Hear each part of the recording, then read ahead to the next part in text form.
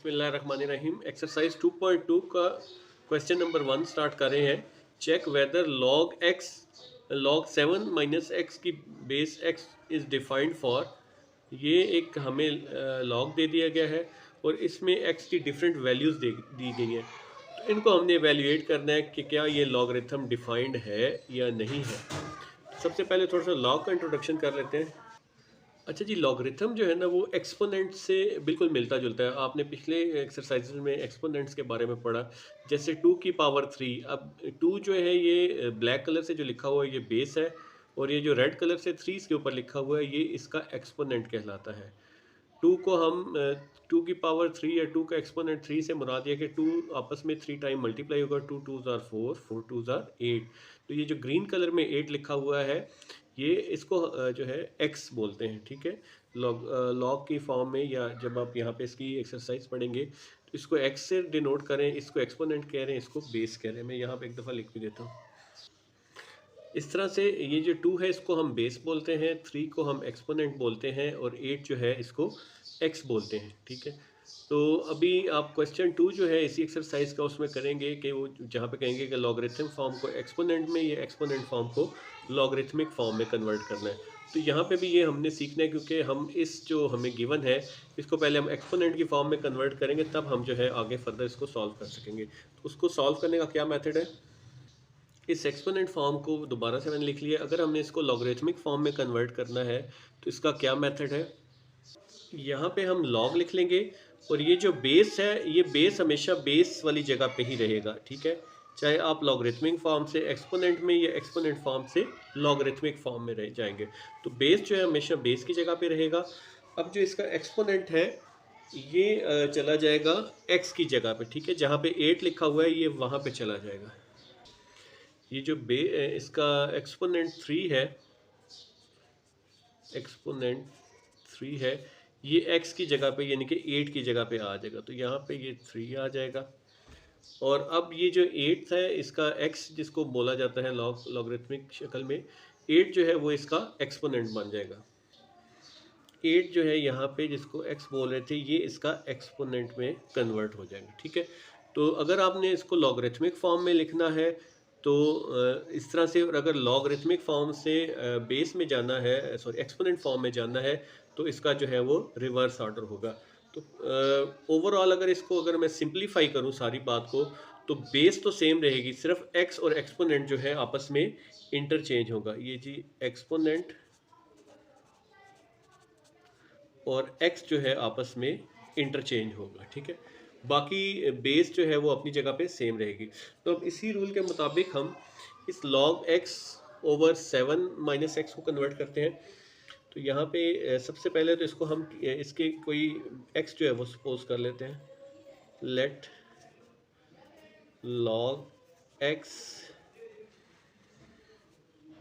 log 7 minus x, sorry इसको पहले बोलेंगे कि base x is equal to, अब ऑलरेडी यहाँ पे x मौजूद है तो हम इसको x नहीं लेते, हम इसको a के बराबर कंसिडर कर लेते हैं। ठीक है, ये हमने सबसे पहले सपोज करना है। अब हमारे पास ये वैल्यू आ गई है तो हम एक्सपोनेंट और इस x जिसे a से डिनोट किया गया इसको आपस में, तो इसको टू एक्सपोनेंट फॉर्म में कन्वर्ट करने के लिए क्या होगा,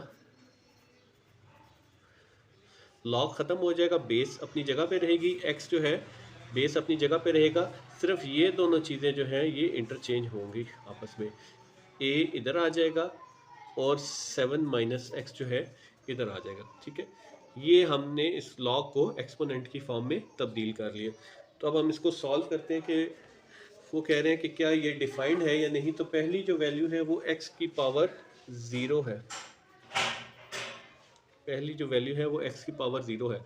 तो इस इक्वेशन में जहाँ जहाँ पे x की वैल्यू 0 गिवन है वहाँ पे हम x की वैल्यू 0 से रिप्लेस कर देंगे। 0 की पावर a ओवर 7 माइनस 0, 7 में से 0 सब्ट्रैक्ट होगा तो 7 आ जाएगा। ठीक है, अब आपको पता है कि किस 0 की पावर आप 1 रख लें, 7 रख लें, 10 रख लें, कुछ भी रख लें। ठीक है, 0 की पावर आप 15 रख लें, 7 रख लें, कुछ भी रख लें, आंसर 0 ही आएगा। ठीक है, 0 की पावर चाहे 7 रख लें, आंसर 0 ही आएगा। तो इसका मतलब ये है कि ये इक्वेशन जो है आपस में इक्वल नहीं आ रही, तो हम इसका आंसर क्या देंगे कि ये वैल्यू इसके लिए x की पावर 0 के लिए डिफाइंड नहीं है।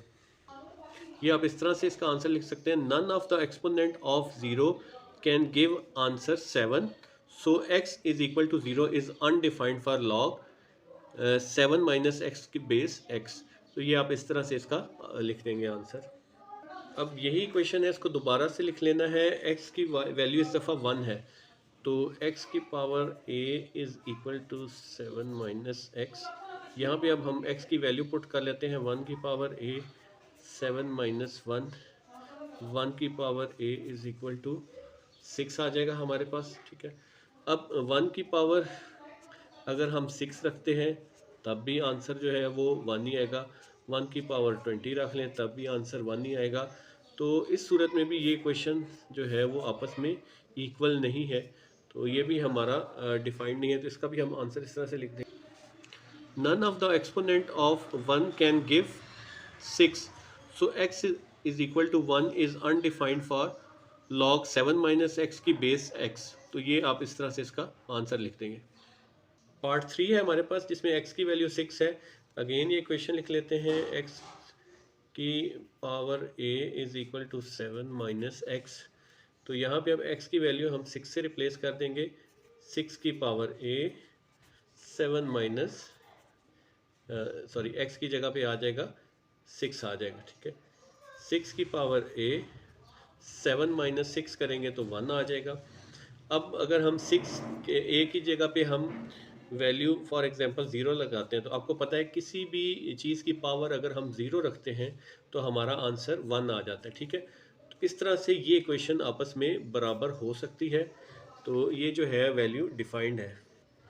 तो आप यहाँ पे लिख देंगे, it is true for x is equal to, it is true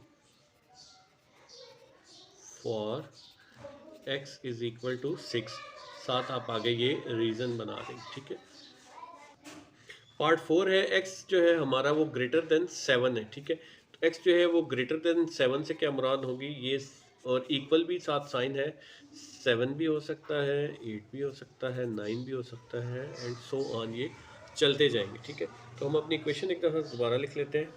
तो सबसे पहले यहाँ पे हम 7 की वैल्यू पुट करके देखते हैं, x की जगह पे 7 की पावर a 7 माइनस एक्स की जगह पे 7 आ जाएगा, 7 की power a is equal to 0। ठीक है, अब आप अगर इस a की जगह पे हम 0 भी रख दें, तो आप जानते हैं किसी भी चीज़ की पावर अगर 0 हो, या आप कैलकुलेटर से भी चेक कर सकते हैं, तो आपका आंसर आ जाता है 1।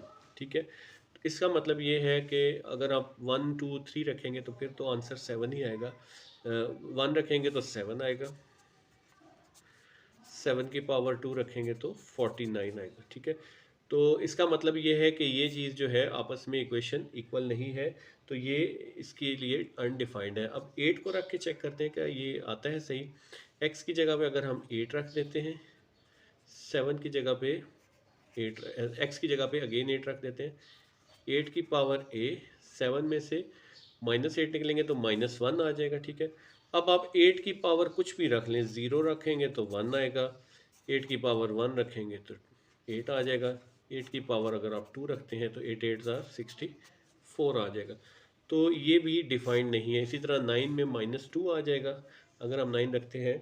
तो अगेन आप जो है यहाँ पे इस तरह से अपना आंसर फाइनली लिख सकते हैं, none of the exponent can give answer 0 और -1, सो log 7 माइनस एक्स का base x is undefined for x greater than और इक्वल टू 7, ये इसके लिए अनडिफाइंड है। क्वेश्चन नंबर 2 है, convert the form of following equations i.e. From exponential form to logarithmic form and vice versa. ठीक है, नीचे कुछ एग्जांपल्स दी गई हैं, तो जो अगर लॉगरिथमिक फॉर्म में उसको हमने एक्सपोनेंशियल फॉर्म में, या अगर एक्सपोनेंशियल फॉर्म में तो उसको लॉगरिथमिक फॉर्म में कन्वर्ट करना है। तो अगेन हमने जो क्वेश्चन 1 के स्टार्ट में किया था कि अगर ये एक्सपोनेंट फॉर्म में है तो बेस जो है वो सेम रहती है, चाहे लॉगरिथमिक फॉर्म में हो चाहे एक्सपोनेंट फॉर्म में हो। ठीक है, जो अगर ये x होता है ये इसका एक्सपोनेंट में कन्वर्ट हो जाता है, और जो एक्सपोनेंट होता है वो x में कन्वर्ट हो जाता है। ठीक है, तो ये जो है हमारे पास सिंपल अल्फाज में कहें तो जो एक्सपोनेंट है और x है ये आपस में जस्ट इंटरचेंज होते हैं। अच्छा जी, क्वेश्चन नंबर 2 का पार्ट 1 है हमारे पास। Log 216 base 6 is equal to 3। अब ये जो लॉग, इसमें आपको पता है कि बेस जो है वो सेम रहेगी। सबसे पहली बात तो ये है कि ये एक्सपोनेंट फॉर्म में है, तो इसको हम सॉरी ये लॉगरिथमिक फॉर्म में है, सॉरी इसको हमने एक्सपोनेंट फॉर्म में कन्वर्ट करना है। ठीक है, तो एक्सपोनेंट फॉर्म में कन्वर्ट करने के लिए बेस तो अपनी जगह पे ही रहेगी, चाहे आप लॉगरिथमिक फॉर्म में जाएं चाहे आप एक्सपोनेंट फॉर्म में जाएं। अब ये जो 3 है इसके सामने, ये इसका एक्सपोनेंट बन जाएगा, और जो 216 है ये हमारा x की जगह पे आ जाए। ठीक है, वैसे भी आप 6 का क्यूब को अगर कन्वर्ट करें तो ये 216 आता है। ठीक है,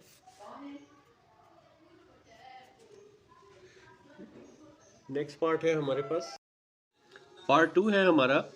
ये 7 की पावर 4 इज इक्वल टू 2401। अब ये पहले एक्सपोनेंट फॉर्म में है, तो हम इसको लॉगरिथमिक फॉर्म में कन्वर्ट करेंगे। तो सबसे पहले यहाँ पे लॉग लिख लेते हैं। अब एक्सपोनेंट को लॉगरिथमिक फॉर्म में कन्वर्ट करने का क्या तरीका है।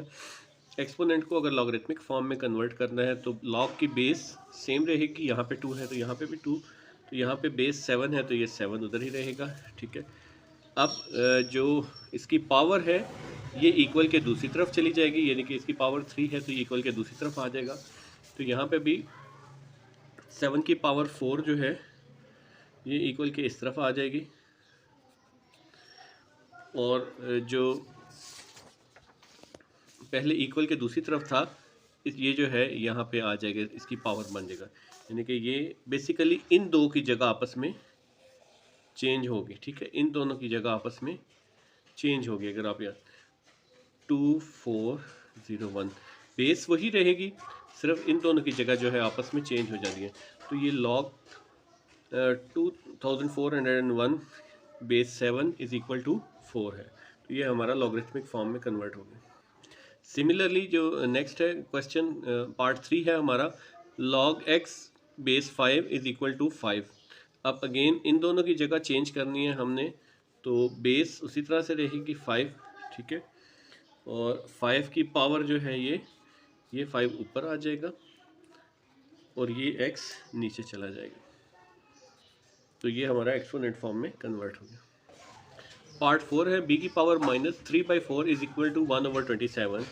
ये एक्सपोनेंट फॉर्म में, इसको लॉगरिथमिक फॉर्म में कन्वर्ट करना है। पहले हम लॉग लिखने के साथ, और जो है वो बेस b उसी तरह से रहेगा। ठीक है, अब जो है ये 1/27 जो है हमारा b के ऊपर आ जाएगा, ये इधर चला जाएगा और ये इधर आ जाएगा। तो -3/4 इक्वल की फॉर्म में आ जाएगा। तो ये हमारा लॉगरिथमिक फॉर्म में कन्वर्ट हो गया।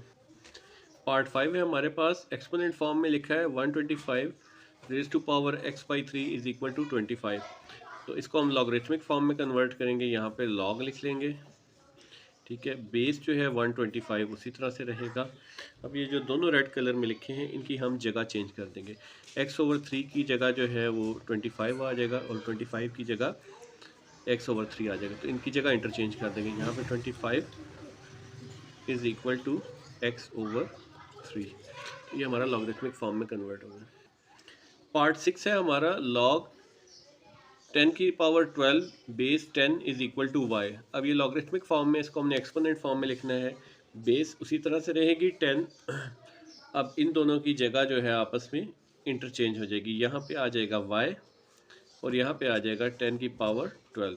तो ये एक्सपोनेंट फॉर्म में कन्वर्ट हो गया। पार्ट 7 है हमारे पास, 256 की power x/4 is equal to 1/64। तो अगेन जो है ये एक्सपोनेंट फॉर्म में है, इसको हम लॉगरिथमिक फॉर्म में कन्वर्ट करना है। तो ये पावर और ये नेक्स्ट जो है इसके सामने x, ये आपस में जगह चेंज करेंगे। लॉग उसकी बेस 256 उसी तरह से लिख लेते हैं। यहाँ पे आ जाएगा इसकी पावर 1/64 इज इक्वल टू, ये x/4 इसकी जगह इंटरचेंज हो जाएगा। तो ये हमारा लॉगरिथमिक फॉर्म में कन्वर्ट हो गया। पार्ट 8 है हमारे पास, लॉगरिथमिक फॉर्म में है, इसको हमने एक्सपोनेंट फॉर्म में लिखना है। तो बेस तो वही रहेगी 3, उसी तरह से आ जाएगा। ये जो पावर है और इसकी जगह रेड वालों की आपस में चेंज हो जाएगी, इसकी जगह 1 आ जाएगा और सामने 2x - 3। तो ये एक्सपोनेंट फॉर्म में कन्वर्ट हो गया। पार्ट 9 है log 2x minus 3 base 5 is equal to 1। तो ये लॉगरिथमिक फॉर्म में, इसको हम एक्सपोनेंट फॉर्म में कैसे लिखेंगे, 5, और ये जो पावर और इसकी जगह आपस में चेंज हो जाएगी, पावर की जगह पे 1 आ जाएगा और पावर 1 की जगह पे चली जाएगी 2x माइनस 3। ठीक है जी, तो ये हमारा एक्सपोनेंट फॉर्म में लिखा गया। पार्ट 10 है हमारे पास 2 की power 3 is equal to 2x plus 1। अब आप देख रहे होंगे कि मैंने ये इसको रिवर्स साइड से पढ़ा है, क्योंकि ये दूसरी तरह से लिखा हुआ है। तो सबसे पहले आप इसको इस तरह से सीधा लिख लें, 2 की पावर 3 को इधर ले आएँ और 2x प्लस 1 को इधर।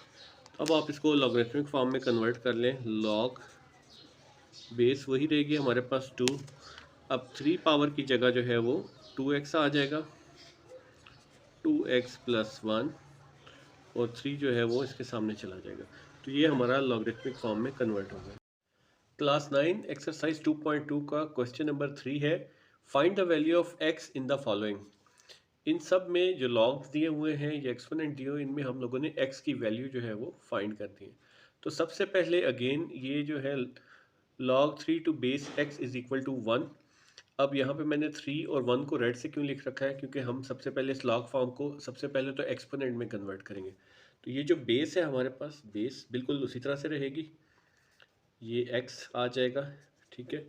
और ये जो है 1 और 3 इनकी जगह चेंज हो जाएगी, 1 3 की जगह पे आ जाएगा और 3 1 की जगह पे आ जाएगा।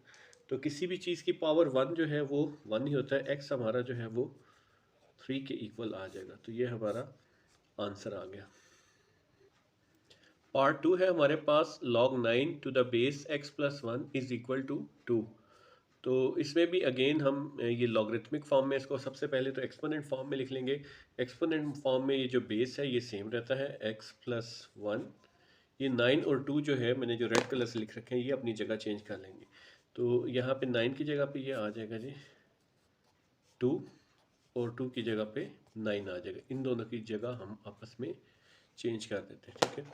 अब ये x प्लस 2 और इसका जो है वो, अब हमने किसकी वैल्यू फाइंड आउट करनी है, हमने वैल्यू फाइंड करनी है x की, ठीक है। तो x की वैल्यू फाइंड करने के लिए हम इसको इस स्क्वायर से आज़ाद करना चाहेंगे। तो इसका आसान तरीका क्या है कि दोनों साइड पे हम स्क्वायर रूट ले लेते हैं। तो taking square root on both side, x plus 1 whole का स्क्वायर इज इक्वल टू 9। तो यहाँ पे हमने स्क्वायर रूट ले लिया। अब स्क्वायर रूट का क्या फ़ायदा है, आप जानते हैं कि ये स्क्वायर जो है स्क्वायर रूट से कैंसिल हो जाएगा। तो हमारे पास आ जाएगा x प्लस 1, और 3 का जो 9 का स्क्वायर, 9 का स्क्वायर रूट होता है 3। तो ये हमारे पास 3 आ जाएगा, ठीक। अब यहाँ पे हमारे पास x के साथ प्लस 1 है, इसको इक्वेशन के इस साइड पे ले आते हैं, x इज इक्वल टू 3। ये प्लस 1 इक्वेशन के इस तरफ आएगा तो माइनस का 1 हो जाएगा। तो x की वैल्यू जो है वो हमारे पास 2 आ जाएगी। तो ये हमारा आंसर आ जाएगा इसका। पार्ट 3 है हमारे पास, log 81 to base 3 is equal to x। अब अगेन x को फाइंड आउट करने के लिए हम इसको जो है वो एक्सपोनेंट की फॉर्म में लिख लेते हैं। एक्सपोनेंट की फॉर्म में बेस वही रहेगी, 3 उसी तरह से आ जाएगा, और ये 81 और x जो है अपनी जगह इंटरचेंज कर लेंगे। तो 81 की जगह पे क्या आ जाएगा, x आ जाएगा, और x की जगह पे 81 आ जाएगा, ठीक है। अब यहाँ पे हम जो है वो 81 के फैक्टराइजेशन कर लेते हैं। 2 पे तो ये डिवाइड नहीं होगा, 3 पे होगा। 3 2 ज़ार 6, 2 आया, 3 7 ज़ार 21, 3 पे अगेन जाएगा, 3 9 ज़ार 27, 3 3 ज़ार 9, 3 1 इज़ 3। तो जो है हमारा 1 2 3 4, 4 टाइम्स 3 आ जाएगा। तो 3 की power x is equal to 81 की जगह हम इसकी 3 की पावर 4 आ जाएगा। अब यहाँ पे अगर आप गौर करें तो इसकी बेसिस जो है वो सेम है, 3 और 3। तो बेसिस सेम हो तो हम इनको कंपेयर कर सकते हैं, और हम ये लिख सकते हैं as the bases are same, तो इनके एक्सपोनेंट भी सेम होंगे। बाज़ दफ़ा ऐसा भी हो सकता है कि एक्सपोनेंट सेम हो तो हम बेस को कंपेयर करके फाइंड आउट करते हैं। यहाँ पे बेस सेम है तो हम इसके लिए ये लाइन लिखेंगे। तो यहाँ पे हम ये लिखेंगे कि as the bases are same, इनकी बेसिस सेम है, सो एक्सपोनेंट्स आर ऑल्सो सेम। तो एक्सपोनेंट जो है x इज इक्वल टू 4 आ जाएगा। तो ये हमारा इसका आंसर आ जाएगा। पार्ट 4 है हमारे पास log 64 to the base is equal to x+1।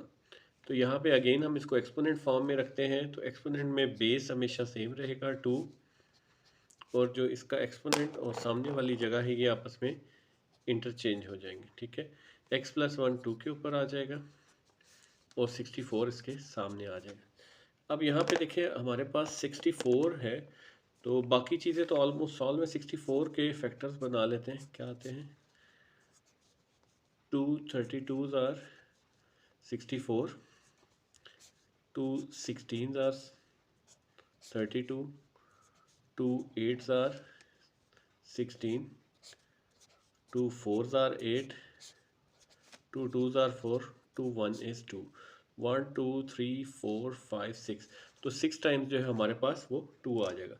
तो यहाँ पे 2 की पावर x+1 और यहाँ पे भी 64 की जगह 2 की पावर 6 हो जाएगा।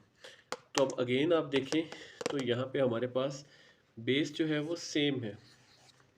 ठीक है, तो अगेन आप यहाँ पे यही लाइन लिख देंगे, as bases are same so exponents are also same. क्योंकि बेसिस सेम है तो एक्सपोनेंट्स भी सेम होंगे। तो इनको कंपेयर करके हम क्या लिखेंगे, यहाँ पे हम यहाँ पे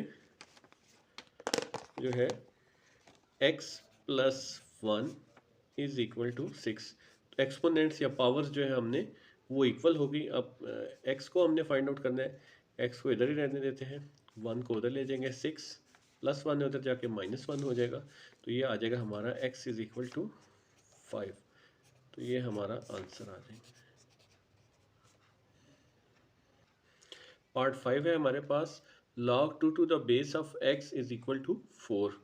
तो अगेन x की वैल्यू फाइंड आउट करने के लिए सबसे पहले तो हम इसको एक्सपोनेंट फॉर्म में कन्वर्ट करेंगे। तो यहाँ पे x लिख लेते हैं और ये जो है एक्सपोनेंट और ये 4 आपस में इनकी जगह चेंज कर देंगे। तो x के ऊपर 4 आ जाएगा और उसके सामने 2 आ जाएगा। अच्छा सॉरी, यहाँ पे थोड़ी सी मिस्टेक होगी क्वेश्चन लिखने में। log x to the base 2 is equal to 4। तो अगेन सबसे पहले इसको हम एक्सपोनेंट फॉर्म में कन्वर्ट करेंगे, तो एक्सपोनेंट 2 इसी तरह से आ जाएगा और ये जो है x और 4 अपनी जगह इंटरचेंज करेंगे। तो यहाँ पे 2 के ऊपर आ जाएगा 4 और x इसके सामने आ जाएगा। अब 2 की पावर 4 से क्या मुराद है कि 2 को हम 4 टाइम्स लिखेंगे, 2 2s आर 4, 1 2 3 4। तो ये हमारा x आ जाएगा, 2 2s are 4, 4 2s are 8, 8 2s are 16। तो x जो है हमारा 16 आंसर आ जाएगा, 16 इसका आंसर आ जाएगा। पार्ट 6 है, log x² -1 to the base 2 is equal to 3। तो अगेन x की वैल्यू फाइंड आउट करनी है, तो सबसे पहले तो हम इसको एक्सपोनेंट फॉर्म में लिख लेते हैं। बेस हमारे पास वही रहेगी जो गिवन है और ये दोनों अपनी जगह इंटरचेंज कर लेंगे। ठीक है, अब यहाँ पे x² -1 की जगह पे 3 आ जाएगा और 3 के जगह पे x² -1 आ जाएगा। अब यहाँ पे 2 को अगर हम सिंप्लीफाई करें तो 2 की पावर 3 का मतलब है 3 दफ़ा 2 आपस में मल्टीप्लाई होगा, x का square -1, 2 2s are 4, 4 2s are 8, 8 into x का स्क्वायर -1, ये -1 इधर आ जाएगा इक्वेशन के, x का स्क्वायर 8, ये -1 इधर आके क्या आ जाएगा +1, तो x का स्क्वायर इज इक्वल टू 9 आ जाएगा। ठीक है, अब क्या है कि हमने x की वैल्यू फाइंड आउट करनी है, तो इसका स्क्वायर ख़त्म करने के लिए हम दोनों साइड पे स्क्वायर रूट ले लेंगे। इस तरह से हम दोनों साइड पे स्क्वायर रूट लिख लेंगे। तो अब ले लेते हैं स्क्वायर रूट 9 का स्क्वायर रूट और x का स्क्वायर रूट। अब ये स्क्वायर रूट से कैंसिल हो जाता है, x इज इक्वल टू 9 का स्क्वायर रूट 3 आ जाता है। तो x की वैल्यू 3 आ गई है। क्वेश्चन 4 है, find the unknown appeared in question 2। जो क्वेश्चन 2 हमने ऊपर सॉल्व किया है उसके अंदर कुछ अननोन वैल्यूज़ थी, चाहे वो b की फॉर्म में थी या x की फॉर्म में थी। तो उनकी वैल्यूज़ हमने फाइंड आउट करनी है, बिल्कुल उसी तरह जिस तरह हमने क्वेश्चन 3 में फाइंड आउट की है। तो पहली जो अननोन वैल्यू थी वो पार्ट 3 में अपीयर हुई थी। आप में से बाद स्टूडेंट्स के माइंड में ये क्वेश्चन होगा कि हमने ये वहाँ पे सॉल्व क्यों नहीं किया, यहाँ पे अलहदा से सॉल्व करने की क्या ज़रूरत पड़ी। तो क्वेश्चन 2 में जो उन्होंने हमसे डिमांड किया था वो जस्ट सिर्फ ये था कि अगर एक्सपोनेंट फॉर्म में है तो उसको लॉगरिथमिक फॉर्म में लिख दें, अगर लॉगरिथमिक फॉर्म में है तो उसको एक्सपोनेंट में, फर्दर उसको सॉल्व करने का नहीं कहा गया था। तो अब वो हमसे फर्दर सॉल्व करने की डिमांड करें, ठीक है। तो यहाँ पे x की वैल्यू ये है, तो 5 की पावर 5 का क्या मतलब है, 5 को 5 time multiply, 5 multiply by 5 multiply by 5 multiply by 5 multiply by 5, ठीक है।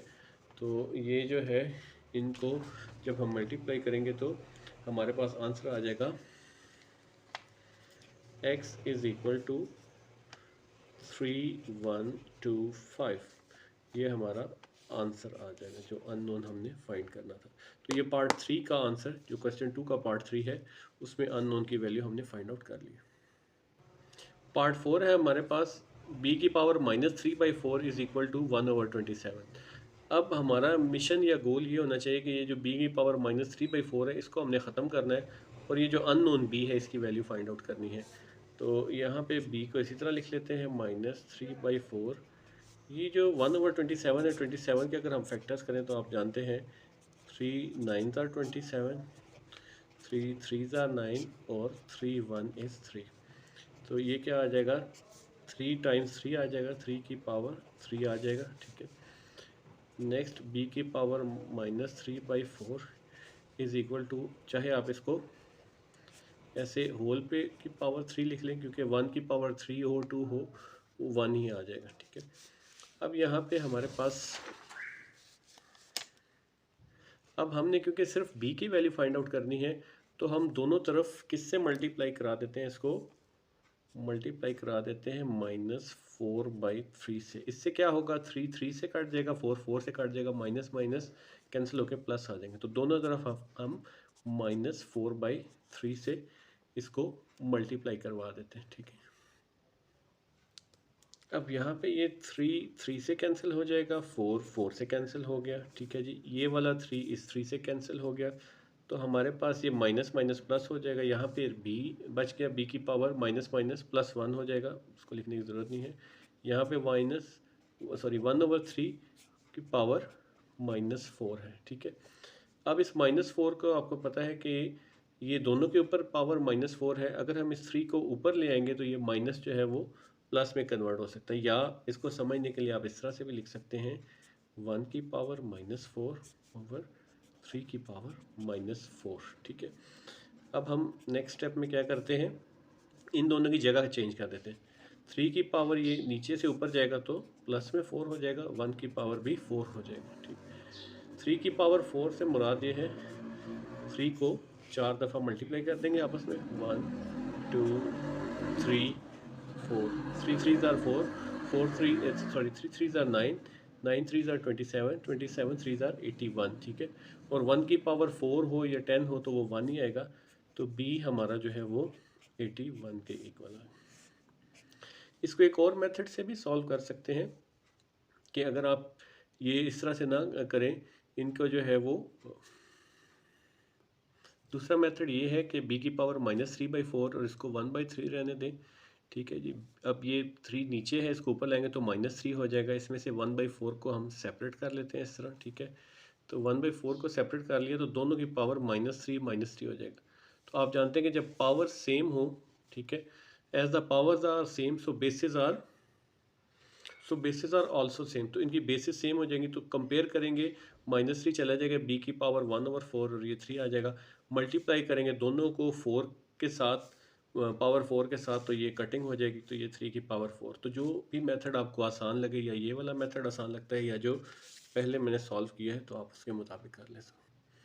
पार्ट 5 में अगेन ये x हमने जो अननोन फाइंड करना है, तो इसमें जो है 125 की power x/1/3 is equal to 25 आ गया था। अब हम इसको फर्दर अगर सॉल्व करना चाहें तो 125 के क्या फैक्टर्स बनेंगे, 5 5s are 5 2s are 10, 5 5s are 25, फिर 5 5s are 25, फिर 5 1 is 5। तो यहाँ पे आप 5 की पावर 3 और इसके ऊपर x की पावर 3 आ जाएगा, और यहाँ पे 25 के फैक्टर 5 की पावर 2 आ जाएगा। तो अब इसको हम ओपन कर लेते हैं, 5 की पावर 3 मल्टीप्लाई होगा इस x/3 के साथ, और यहाँ पे 5 की पावर 2 आ जाएगा। तो ये 3 3 से कैंसिल हो जाएगा, तो अब आ जाएगा आपके पास 5 की power x is equal to 5 की पावर 2। अब अगेन जो हमने पिछले क्वेश्चन 3 में भी अप्लाई किया कि इनकी बेसिस सेम है तो पावर्स भी आपस में सेम हो जाएंगी। ये लाइन इस तरह से लिख देनी है, as the bases are same so exponents are also same. तो यहाँ पे हमारे पास आ जाएगा x जो है वो 2 के इक्वल आ जाएगा। ठीक है, वो लाइन लिख देनी है, उसके बाद आपका ये आंसर आ जाएगा। पार्ट 6 है हमारे पास 10 की power y is equal to 10 की पावर 12। अब अगेन अगर आप यहाँ पे गौर करें तो ये दोनों बेसिस जो हैं वो हमारे पास सेम है। तो अगेन उसी तरह से हम यहाँ पे एक दफ़ा वो लाइन लिख देंगे। मैं इसी लाइन को बार बार यूज़ कर रहा हूँ, इसको रिपीटेबिलिटी या रिप्यूडियूसिबिलिटी कहते हैं ताकि टाइम वेस्ट ना हो। As bases are same so exponents are also same. तो बेसिस सेम है तो ये एक्सपोनेंट्स जो है y जो है हमारा किसके बराबर आ जाएगा, 12 के इक्वल आ जाएगा। तो ये हमारा आंसर आ गया। पार्ट 7 है हमारे पास 256 x की power divided by 4 is equal to 1/64। ठीक है, अब यहाँ पे भी हम लोगों ने क्या करना है कि x जो है अननोन फाइंड आउट करना है। तो सबसे पहले इनकी फैक्टराइजेशन कर लेते हैं। ठीक है, फैक्टराइजेशन करते हुए आपने ये ख्याल रखना है कि जो वैसे तो ये 2 के भी फैक्टर्स बन सकते हैं लेकिन हम 4 के फैक्टर्स बनाते हैं। जैसे 256 है, 4 6 आर 24, 1 आ गया, 4 4 आर 16, फिर 4 16 आर 64, 4 4 आर 16, 4 1 इज़ 4। ठीक है, तो ये वैसे तो 2 के भी बन सकते हैं लेकिन ये 4 के फैक्टर्स 4 टाइम्स बनेंगे तो ये इस 1/4 को कटिंग करना आसान हो जाएगी। और इस तरह से अब 256 की जगह पे हम क्या लिख देते हैं, 4 की power 4 x/4 is equal to, इस तरह ये 64 के जो फैक्टर्स हैं वो क्या बनेंगे, 1 2 3, 3 टाइम्स 4 बनेगा, 1/4 की पावर 3 बन जाएगा। अब यहाँ पे हम इस ब्रैकेट को ओपन कर लेते हैं, 4 की power 4 multiply by x/4 is equal to, इस 4 को ऊपर ले जाते हैं तो आपको पता है ये पावर जो प्लस में है ये माइनस में हो जाएगी। ठीक, तो यहाँ पे 4 4 से कट गया। तो अब आप ये देख लें कि हमारी जो है वो बेसिस जो है वो सेम है, तो हम लोग जो है वो एक्सपोनेंट्स हम लोग कंपेयर कर सकते हैं। आपने ये लाइन लिखनी है, as bases are same so powers are also same. क्योंकि इनकी बेसिस सेम है तो पावर्स भी सेम होंगी, तो हम लिख सकते हैं x जो है वो -3 के इक्वल है। As the bases are same so powers are also same, तो यहाँ पे हम लिख सकते हैं x इज इक्वल टू -3। तो यहाँ पे हम इसको लिख देते हैं x इज इक्वल टू -3, वो लाइन आपने ऐड कर देनी साथ, तो ये हमारा इसका आंसर आ जाएगा। पार्ट 8 है हमारे पास, log x का cube plus 1 base 3 is equal to 2। अब इसमें जो है सबसे पहले तो हम इसको एक्सपोनेंट फॉर्म में कन्वर्ट कर लेते हैं। सबसे पहले हम इसको एक्सपोनेंट कन्वर्ट कर लेते हैं, तो ये जो दोनों जो है अपनी जगह चेंज कर देंगे। बेस यही रहेगी, 3 की पावर हो जाएगी 2 और उसके सामने x का क्यूब प्लस 1 आ जाएगा। अब यहाँ पे 3 की पावर 2 का मतलब है 3 3 से मल्टीप्लाई होगा, तो 3 मल्टीप्लाई बाई 3 होता है 9, इसको हम 9 लिख लेते हैं। और यहाँ पे x का क्यूब प्लस 1, अब ये 1 है, इसको इक्वेशन की साइड पे ले आते हैं तो ये माइनस हो जाएगा, x का क्यूब इधर ही रहेगा, 9 माइनस 1, तो ये हमारा 8 आ जाएगा। ठीक है जी, अब 8 के अगर आप फैक्टर्स बना लें तो 2 4 आर 8, 2 2 आर 4, 2 1 इज़ 2, तो ये क्या बन जाएगा, 1 2 3, 3 टाइम्स 2 बन जाएगा, 2 का क्यूब और यहाँ पे x का क्यूब। ठीक है, अब यहाँ पे जो है, अब आप इस तरह से भी लिख सकते हैं, या क्यूब रूट ले लें तब भी आ जाएगा आंसर, कि दोनों साइड का क्यूब रूट ले लें, या आप लिख सकते हैं कि इनकी पावर सेम है तो बेसिस भी सेम होंगी। तो ये आप दोनों तरह से इस तरह लिख लेते हैं। ठीक है, as powers are same so bases are also same, तो x जो है वो 2 के इक्वल आ जाएगा। ठीक है, तो ये आप दोनों तरह से इसको सॉल्व कर सकते हैं, चाहे ये लाइन लिख के आप लिख लें x जो है वो 2 के इक्वल है, या फिर आप जो है यहाँ पे इस तरह से क्यूब रूट लेके भी कर सकते हैं। ठीक है जी, क्यूब इससे कट जाएगा, क्यूब रूट इससे कट जाएगा, तो दोनों तरह से ये आंसर ठीक है। पार्ट 9 है हमारे पास, log 2x minus 3 base 5 is equal to 1। तो अगेन सबसे पहले तो हम log फॉर्म ख़त्म करेंगे, हम इसको एक्सपोनेंट में कन्वर्ट करेंगे और आप जानते हैं कि ये दोनों इंटरचेंज हो जाएंगे। तो यहाँ पे बेस उसी तरह से रहेगी, ये जो 5 है इसकी पावर ये 1 इधर आ जाएगा और 2x माइनस 3 हमारा इस तरह से आएगा। 5 की पावर 1 मीन्स 5 ही आएगा, ठीक है। इस 3 को हम इक्वेशन की इस साइड पे ले आते हैं, यहाँ पे -3 इधर आके +3 हो जाएगा इज इक्वल टू 2x। 5 + 3 क्या हो जाएगा जी, 8 हो जाएगा इज इक्वल टू 2x। अब x हमने फाइंड आउट करना है, 2 को उधर ले जाते हैं, यहाँ पे ये मल्टीप्लाई हो रहा है, इक्वेशन के इस तरफ आके क्या हो जाएगा, डिवाइड कर देगा, 8 डिवाइडेड बाई 2, 2 4s आर 8, तो x हमारा जो है वो 4 के इक्वल आ जाएगा। पार्ट 10 है हमारे पास, 2x + 1 इज इक्वल टू 2 का क्यूब। तो आपने 2 का क्यूब क्या होता है, 2 multiply by 2 multiply by 2, 2 2s are 4, 4 2s are 8, ठीक है, 2 2s आर 4, 4 2s आर 8। तो यहाँ पे क्या आ जाएगा, 2x + 1 इज इक्वल टू 8। इस 1 को इक्वेशन के इस तरफ ले आएंगे तो 2x यहाँ पे ये प्लस का है, इधर आके -1 हो जाएगा, 2x इज इक्वल टू 8 - 1 7 आ जाएगा। अब ये 2 इससे मल्टीप्लाई हो रहा है, x की वैल्यू फाइंड आउट करनी है, तो x को इधर ही रहने देते हैं, 2 को इधर ले आते हैं, तो 7 डिवाइडेड बाई 2, तो ये हमारा आंसर आ गया, x इज इक्वल टू 7/2 और 3.5, ये हमारा आंसर है।